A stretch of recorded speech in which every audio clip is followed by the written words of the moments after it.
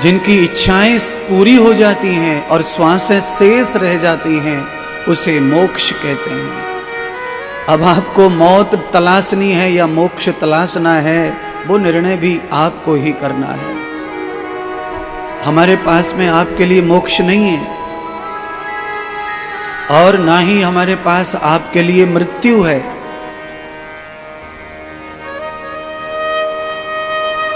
मृत्यु और मोक्ष ये दोनों आपके पास आपका ही है। हम तो दोनों को दर्पण करा रहे हैं, आपको दर्शन करा देते हैं कि भैया ये तो मृत्यु है और ये मोक्ष है। इच्छाओं की निवृत्ति हो जाए और जीवन बहुत बचे, बस ये मोक्ष है। इच्छाओं में प्रवृत्ति हो जाए और समय न बचे, बस ये मृत्यु है, मरण है। और मरण का परिणाम सिर्फ मरण नहीं है, मरण का परिणाम जन्मांतरे जन्म शुदाम, और जन्म और जन्म और जन्म। और जन्म एक तरह से अच्छा तो है, कथा सुनने को मिलेगी, यज्ञ करने को मिलेगा, देव भजने को मिलेगा, महापुरुषों का दर्शन मिलेगा, उनके वचन मिलेंगे, तो जन्म अच्छा तो है। पर केवल यही करने को मिले तब तो अच्छा है, पर इसके साथ साथ में जो दुनिया भर का पाखंड प्रपंच हमारे पीछे लग जाता है, अगर वो है तो फिर ये जन्म निरर्थक हो जाता है, व्यर्थ हो जाता है। तो हमारी जन्म जीवन के लिए आवश्यकता है कि हमारी निवृत्ति हो। और निवृत्त बस हो गया,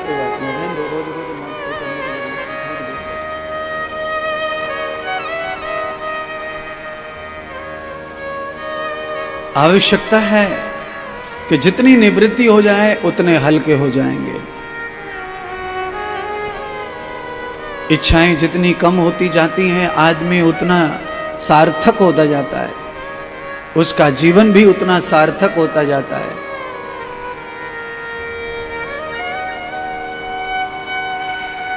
इच्छाएं जितनी ज्यादा तीव्र होती हैं, जीवन उतना ही निरर्थक बनता जाता है।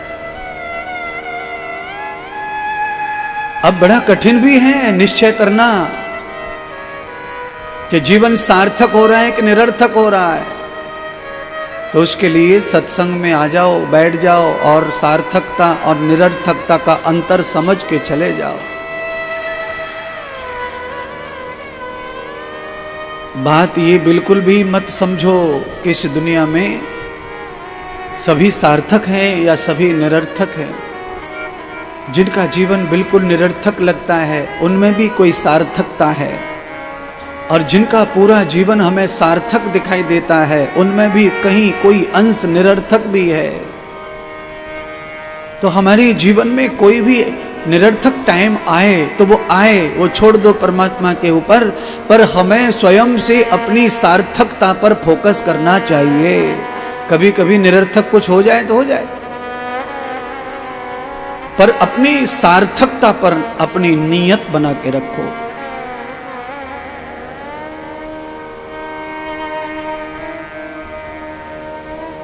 राजा परीक्षित बैठे ही सुखदेव जी के पास। सुखदेव जी ने उन्हें स्वीकार कर लिया। नाम तो सुखदेव है ही, पर इसके दो अर्थ करते ही लोग अलग अलग। एक अर्थ तो करते हैं कि भाई आधा तोता आधा महादेव, सुखदेव, और कुछ लोग अर्थ करते हैं जो सुख का देवता है, जो सबको सुख देने ही आया है, ऐसे सुखदेव। तो राजा परीक्षित को इस समय चाहिए क्या था? राजा परीक्षित को इस समय सुख चाहिए था। दुख आ चुका है, काल का श्राप लग गया राजा को कि राजा 7 दिन में मरेगा। परीक्षित को जो श्राप लग गया 7 दिन का, काल का, वो श्राप मुझको, आपको, सबको लगा हुआ है। आप में से कोई इस बात से अपरिचित न रहे कि मुझे श्राप नहीं मिला है। सबको लगा है, सभी श्रापित हैं। जिसने इस सृष्टि पर जन्म ले लिया उसे श्राप लग गया था। जन्म के बाद मरण का तभी जन्म हुआ है। जन्म जितना निश्चित और ध्रुव है उतना ही निश्चित मृत्यु भी है। इसलिए असंभव तो है नहीं मरण, वो तो संभव क्रिया है, सत्य क्रिया है। सबको उससे सामना करना पड़ेगा, चाहे कोई कितना भी जतन कर ले, प्रयत्न कर ले, पर ये मृत्यु नाम की जो परीक्षा है वो तो सबकी होगी। जिनको मोक्षगामी जो हो जाते हैं, जिनको मोक्ष की प्राप्ति हो जाती है, उनको भी मृत्यु आती है, पर उनको मृत्यु एक ही बार आके फिर ही हो जाता है। और जिनको मोक्ष नहीं है उनको मृत्यु बार बार आती है, बार बार आके डराती है।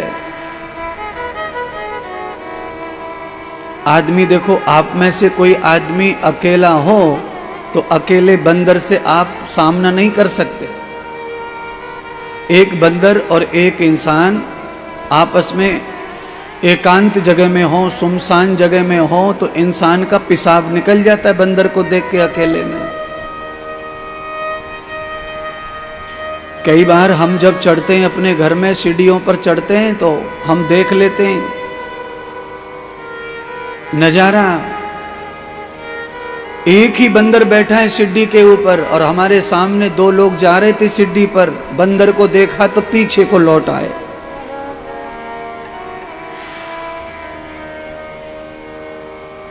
बंदर क्या है, डराता है। इंसान को देखा तो घुघड़ी मारता है, डराता है, मुंह बनाता है, धमकी देता है और उससे इंसान डरता है। और जानवर होने के नाते इंसान को उस समय डर जाने में ही फायदा है। इसीलिए जिस प्रकार बंदर से डर जाने से आदमी सुरक्षित रहता है, ऐसे ही हमें काल का भी डर होना चाहिए। और काल से जो डरता है वो अपने आप को सार्थक कर लेता है, सामर्थ्यवान बना ले। उसके पास ऑप्शन होता है बंदर से लड़ने का, जो आ गया बच के सुरक्षित, वो लड़ने की तैयारी कर सकता है।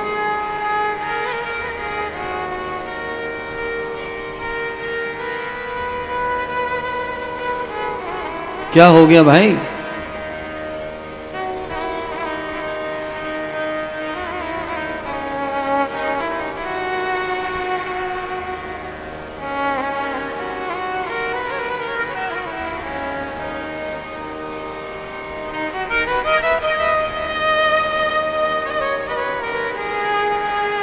जय श्री राधे, जय श्री राधे। बड़ी आवाज बहुत कड़क है माता जी की।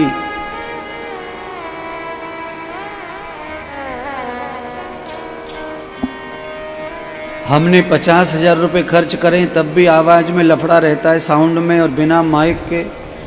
आवाज बहुत बढ़िया है माता जी की, तेज आवाज है।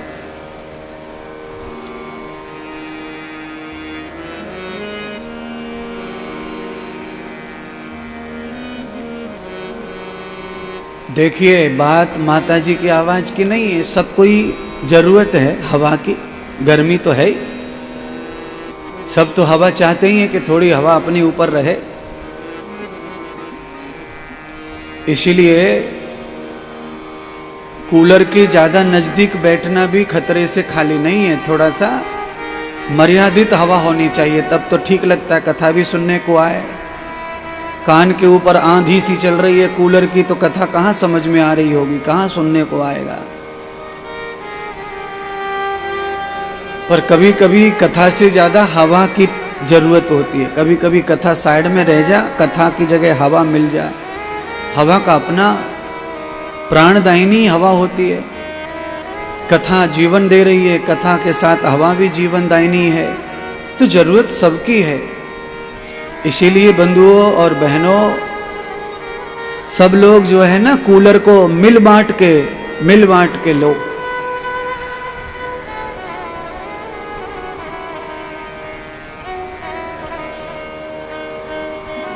चलिए एक भजन गाते हैं, फिर कथा में चलेंगे।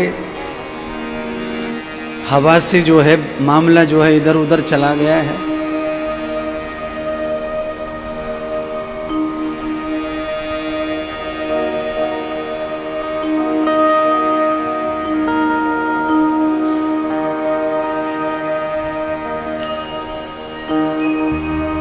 सच्चिदानंद भगवान की जय हो। नजर से नजर को मिला लीजिए, नजर से नजर को मिला लीजिए। कन्हैया गले से सवरिया गले से लगा लीजिए, नजर से नजर को मिला लीजिए, नजर से नजर को मिला लीजिए। कन्हैया गले से, कन्हैया गले से लगा लीजिए, नजर से नजर को मिला लीजिए, नजर से नजर को मिला लीजिए।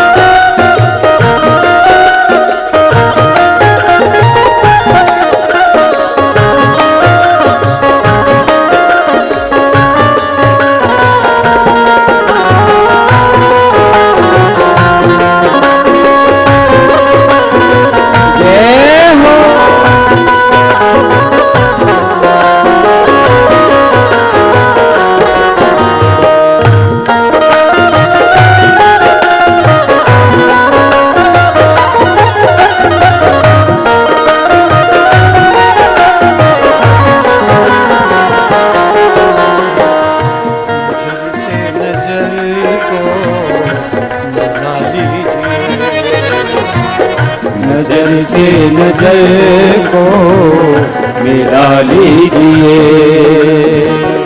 कन्हैया गले से, कन्हैया गले से, कन्हैया गले से, कन्हैया गले से लगा लीजिए, नजर से नजर को मिला लीजिए, नजर से नजर को मिला लीजिए।